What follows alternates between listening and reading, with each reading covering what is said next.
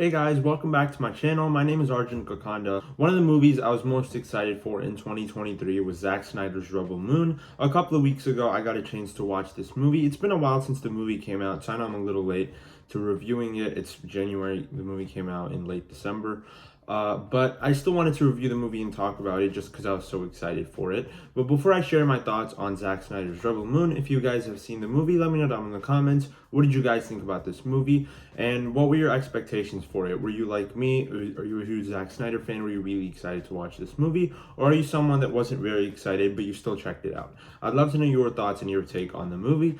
So let me know down in the comments. With that said, I'm going to get started talking about my review. And as a huge Zack Snyder fan, this movie was a huge disappointment for me. Like I said, I was very excited for it. It was in my top 10, maybe even top 5 most anticipated of 2023. And it really ended up disappointing me as someone that was so excited for it. Now, on its surface, this movie is supposed to be Zack Snyder's take on Star Wars in a way, and he pitched this idea to Lucasfilm, but they turned it down, which I honestly completely understand because this movie just felt, at least based off of the story, it felt like a mash of a bunch of different franchise movies. Like, it had a lot of elements of Star Wars, obviously, but it also had other elements of movies like Avatar and other sci-fi films, Blade Runner 2 in a way. And its color palette, visual style is a little unique, but again, it borrows heavy from a lot of these sci-fi movies like Avatar, Blade Runner, Star Wars. So in a way, this movie felt a little bit fresh just because of its style, because it has Zack Snyder's aesthetics to it. But at the same time, it did feel like it was borrowing heavily from a lot of these other franchise sci-fi movies. When it comes to Zack Snyder, you expect obviously cool visuals, fantastic action sequences, and a lot of these big epic scenes. And this movie, I think, was lacking in that department too. Now, visuals are cool. There's obviously a lot of cool shots like there are in Zack Snyder movies.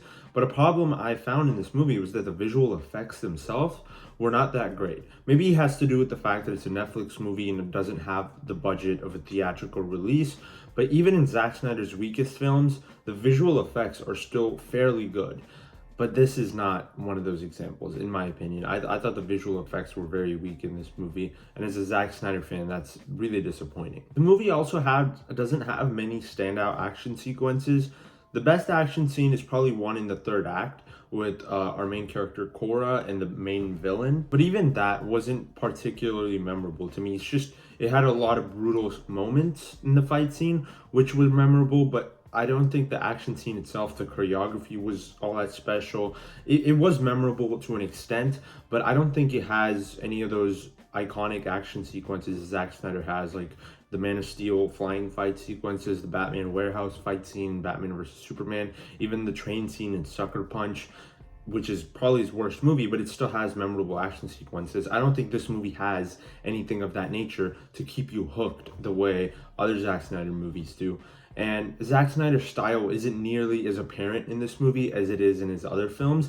So even that, as a Zack Snyder fan, was disappointing because it doesn't have the full-fledged R-rated dark moments like a lot of the other Zack Snyder movies do.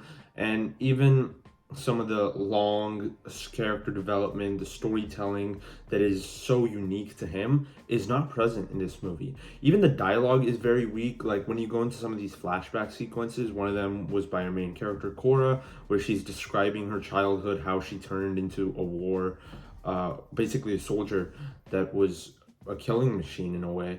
When she's explaining that, it just felt, the dialogue just felt very unnatural. It's not how normal people talk to each other.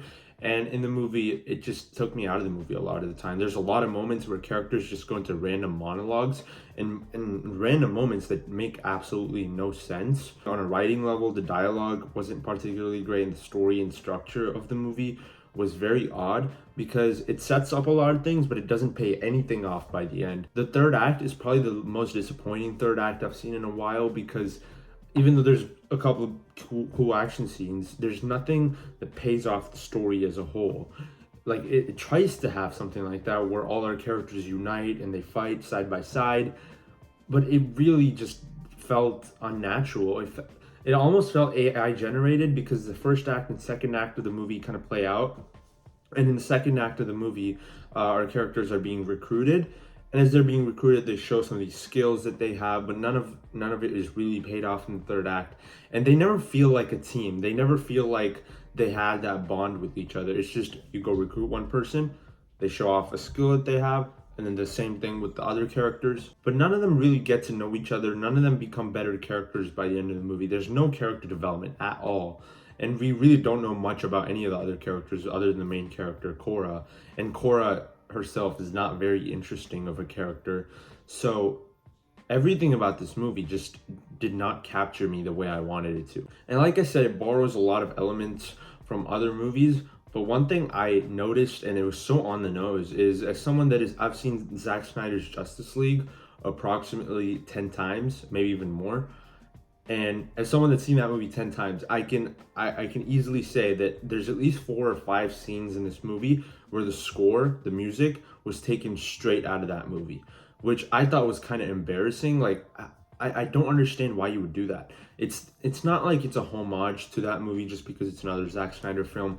It's so apparent that they just stole the score from that movie to put on this movie in multiple scenes, which, and in a few of those scenes, it didn't even fit properly. One of the scenes being the flashback scene where Cora is explaining her childhood and how she became a war hero in a way. And it just doesn't fit a lot of these scenes. Maybe that one it did, but it doesn't fit the other scenes. And I don't understand why couldn't they have just composed a new score? It just makes no sense to me. It felt very jarring, and I was so disappointed when I heard that, because Zack Snyder's Justice League has a fantastic score, and when it randomly showed up in this movie, it made absolutely no sense to me. And you could also tell that they were trying to manufacture release the Snyder Cut movement, but I really don't know if they release the full Snyder Cut, the extended version of this movie. I don't know if it can be very good, just because this movie, unlike Zack Snyder's Justice League, which was completely butchered, had a lot of retakes, and that at least the Justice League version, the original version, the theatrical version, it has cool moments. It still has some of those scenes that Zack Snyder shot and stuff, and it has those elements. It has good dialogue, I think, for the most part, other than the reshoot. So this movie, I think the dialogue is really bad. I think the structure, the storytelling of this movie is very poor.